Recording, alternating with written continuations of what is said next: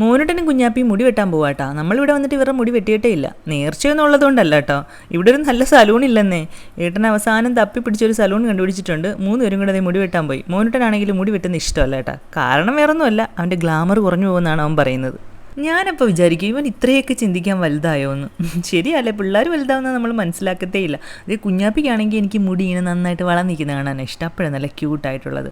മോനുട്ടൻ്റെ തലയിൽ ആ ചേട്ടൻ എന്തായാലും ഒരു താജ്മഹൽ പണിയുന്നുണ്ട് കേട്ടോ. എന്തായാലും ചേട്ടൻ എൻ്റെ ഗ്ലാമറിനൊട്ടും കോട്ടം തട്ടിച്ചിട്ടില്ലെന്നുള്ളൊരു സമാധാനം അവൻ്റെ ചിരിയിൽ കാണാനുണ്ട്.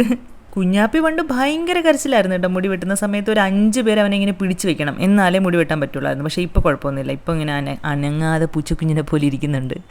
എന്തായാലും മുടിയൊക്കെ വെട്ടിയിട്ട് 2 പേരും വീട്ടിൽ വന്ന് കുഞ്ഞാപ്പിനെ മുടി വെട്ടിക്കഴിഞ്ഞാൽ അപ്പം തന്നെ കുളിക്കണം.